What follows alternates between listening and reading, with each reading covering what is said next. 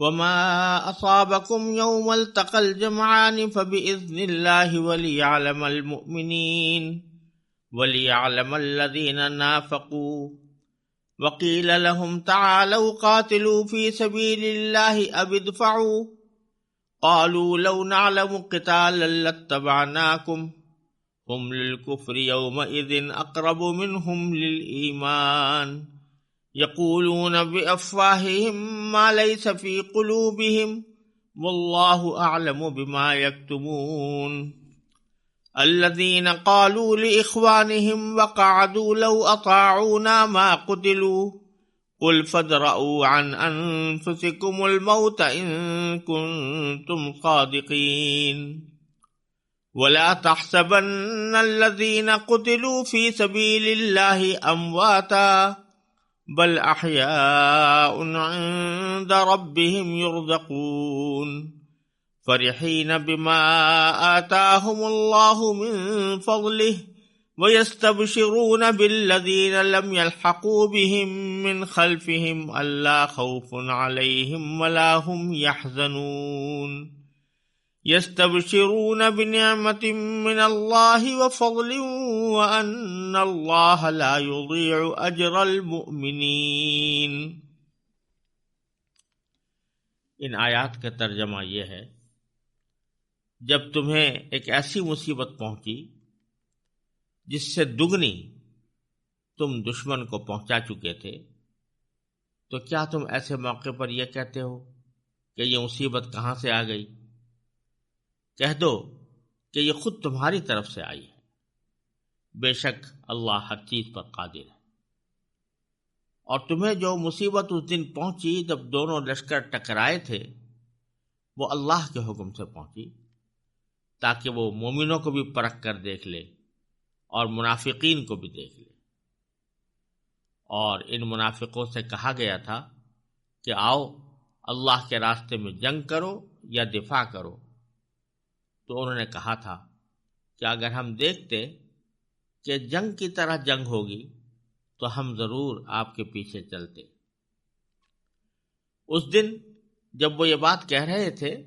وہ ایمان کے بنسبت کفر سے زیادہ قریب تھے۔ وہ اپنے منہ سے وہ بات کہتے ہیں جو ان کے دلوں میں نہیں ہوتی، اور جو کچھ یہ چھپاتے ہیں اللہ اسے خوب جانتا ہے۔ یہ وہ لوگ ہیں جو اپنے بھائیوں کے بارے میں، یعنی شہید بھائیوں کے بارے میں بیٹھے بیٹھے یہ باتیں بناتے ہیں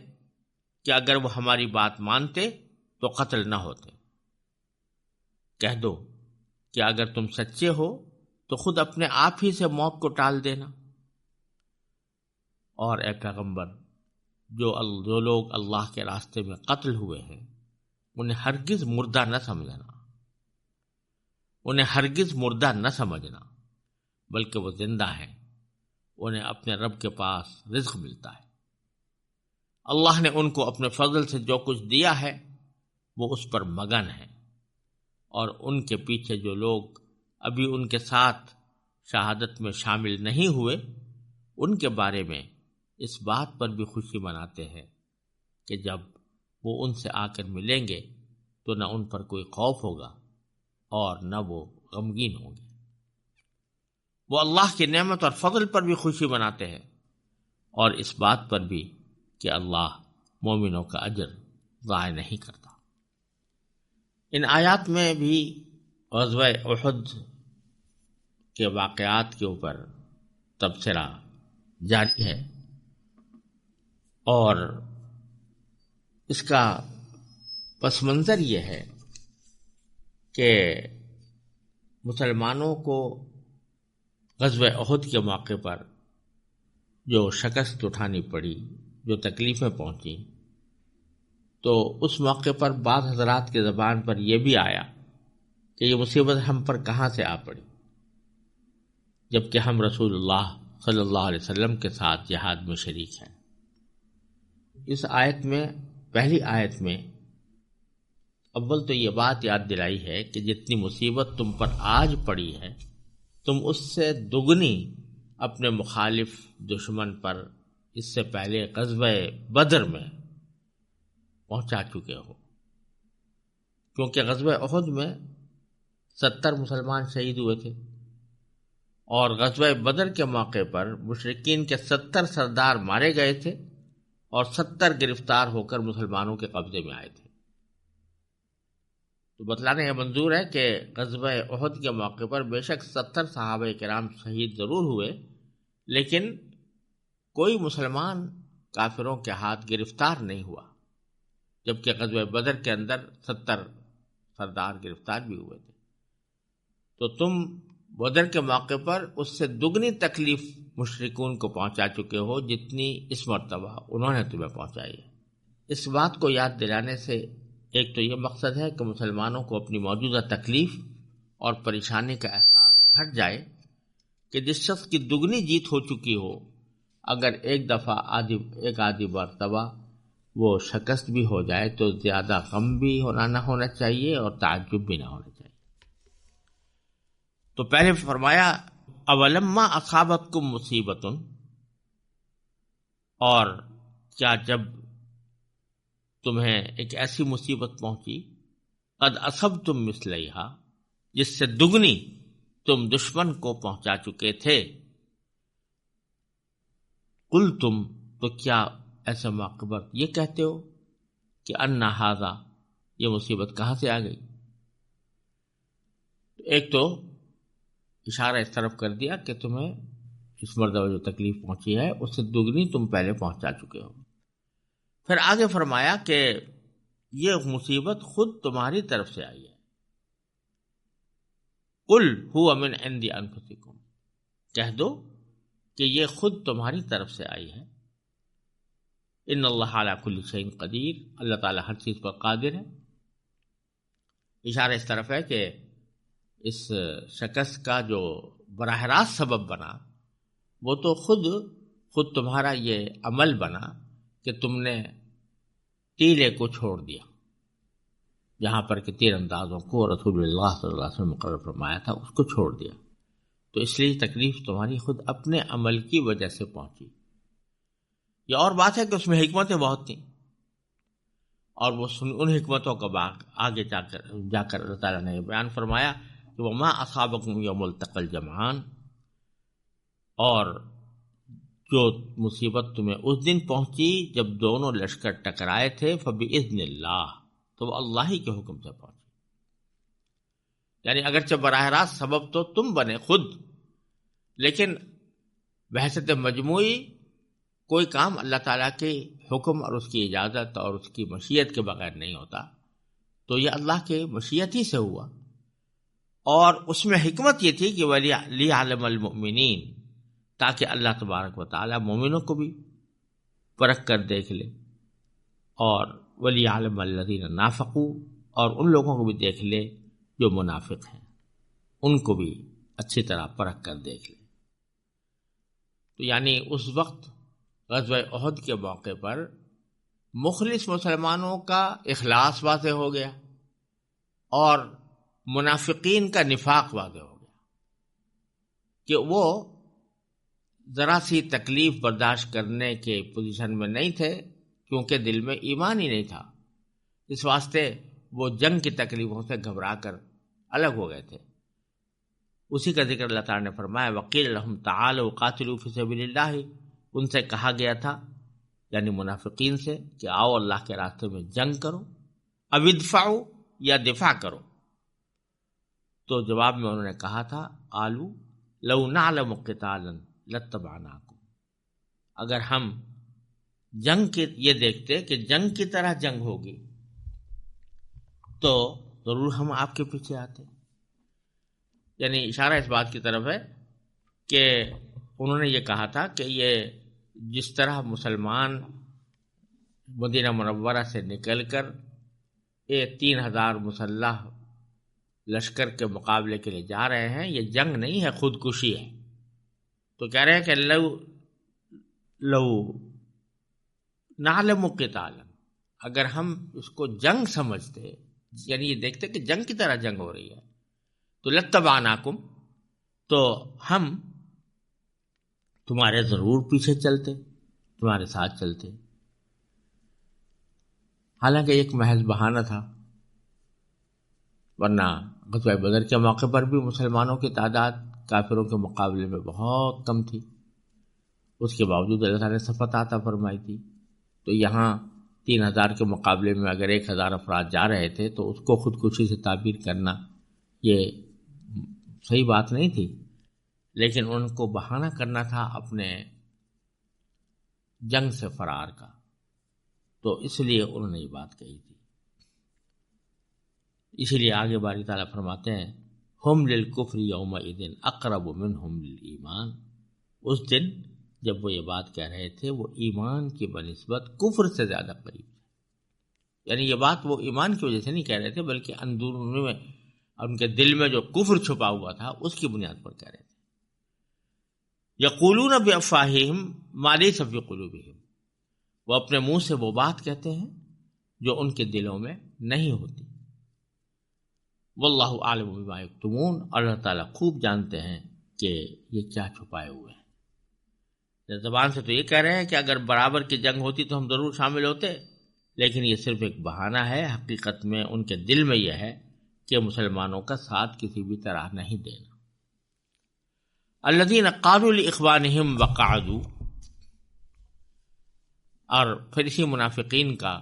ذکر کرتے ہوئے فرمایا کہ یہ وہ لوگ ہیں کہ جو اپنے شہید بھائیوں کے بارے میں بیٹھے بیٹھے ہی کہتے ہیں وقعدوا، یہ خود تو بیٹھے رہے، جنگ میں شریک نہیں ہوئے، اور جب پتہ چلا کہ کچھ مسلمان شہید ہو گئے ہیں تو اپنے ان بھائیوں کے بارے میں یہ کہتے تھے کہ اگر وہ ہماری بات مانتے، لو اطاعونا، اگر وہ ہماری بات مانتے، ما قتلوا، تو وہ قتل نہ ہوتے، یعنی ہماری بات مانتے کہ جنگ نہ کرتے یا مدینہ منورہ ہی کے اندر رہتے، ہماری تجویز پر عمل کرتے، تو پھر یہ قتل نہ ہوتے۔ اللہ تبارک و تعالیٰ پھر وہی بات فرما رہے ہیں کہ جب کسی شخص کا وقت مقدر آ جاتا ہے تو کوئی چیز اس کو ٹلا نہیں سکتی۔ تو باری تعالیٰ فرماتے ہیں قل، آپ ان سے کہہ دیجئے کہ فَادْرَؤُوا عَنْ أَنفُسِكُمُ الْمَوْتِ إِن كُنتُمْ صَادِقِينَ، اگر تم سچے ہو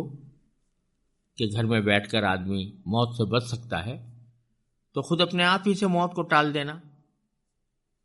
کہ جب تمہیں موت آنے لگے تو گھر میں بیٹھنے کی وجہ سے تمہیں موت کا سامنا نہ کرنا پڑے۔ ایک طرف تو منافقین کی اس ان دوغلی باتوں کا تذکرہ، اس کی مذمت اللہ تعالیٰ نے فرمائی، پھر آگے مسلمانوں کو مزید تسلی دینے کے لیے فرمایا کہ جو شہید بھی ہو گئے ہیں، اگرچہ اس کے اسباب کچھ بھی ہوں لیکن وہ اللہ کے راستے میں شہید ہوئے ہیں، تو ان کو بھی تمہیں مردہ نہیں سمجھنا چاہیے۔ وَلَا تَحْسَبَنَّ الَّذِينَ قُتِلُوا فِي سَبِيلِ اللَّهِ أَمْوَاتًا، اور جو لوگ اللہ کے راستے میں قتل ہوئے ہیں ہرگز انہیں مردہ نہ سمجھنا، بل احیاء، بلکہ وہ زندہ ہیں، عند ربہم یرزقون، انہیں اپنے رب کے پاس رزق ملتا ہے۔ فرحین، وہ مگن ہیں، خوش ہیں، بما آتاہم اللہ، اس رزق پر جو اللہ نے ان کو دیا ہے، من فضلہ، اپنے فضل سے۔ وَيَسْتَبْشِرُونَ بِالَّذِينَ لَمْ يَلْحَقُوا بِهِم مِّن خَلْفِهِم، اور ان کے پیچھے جو لوگ ابھی ان کے ساتھ شامل نہیں ہوئے، یعنی ابھی شہید نہیں ہوئے، ان کے بارے میں اس بات پر بھی خوشی مناتے ہیں کہ جب وہ ان کے پاس آ کر ملیں گے تو لا خوف علیہم ولا هم یحزنون، تو نہ ان پر کوئی خوف ہوگا اور نہ وہ غمگین ہوں گے۔ یعنی ایک طرف تو وہ اپنے شہادت کے نتیجے میں اللہ تعالیٰ کا جو فضل ان کے اوپر شامل حال ہوا اس کے اوپر خوش ہوتے ہیں، دوسرے اپنے جن متعلقین کو دنیا میں چھوڑ گئے تھے ان کے بات متعلق بھی ان کو یہ خوشی ہوتی ہے کہ وہ دنیا میں رہ کر نیک عمل اور جہاد میں مصروف رہے تو ان کو بھی یہاں آ کر یہی نعمتیں اور اونچے درجات ملیں گے۔ حضرت عبداللہ بن عباس رضی اللہ تعالیٰ عنہ سے روایت ہے کہ رسول اللہ صلی اللہ علیہ وسلم نے صحابہ کرام سے فرمایا کہ جب احد کے موقع پر تمہارے بھائی شہید ہوئے تو اللہ تعالیٰ نے ان کی روحوں کو سبز پرندوں کے جسم میں رکھ کر آزاد کر دیا. وہ جنت کے نہروں اور باغات کے پھلوں سے اپنا رزق حاصل کرتے ہیں اور پھر ان قندیلوں میں آ جاتے ہیں جو ان کے لیے عرش رحمان کے نیچے لٹکی ہوئی ہے. جب ان لوگوں نے اپنی راحت اور عیش کی یہ زندگی دیکھی کہ تو کہنے لگے کہ ہمارے متعلقین دنیا میں ہمارے مرنے سے غمگین ہیں، کیا کوئی ہمارے حالات کی خبر ان کو پہنچا سکتا ہے تاکہ وہ ہم پر غم نہ کریں؟ اور ان کو بھی چاہیے کہ وہ جہاد کی کوشش کرتے رہیں،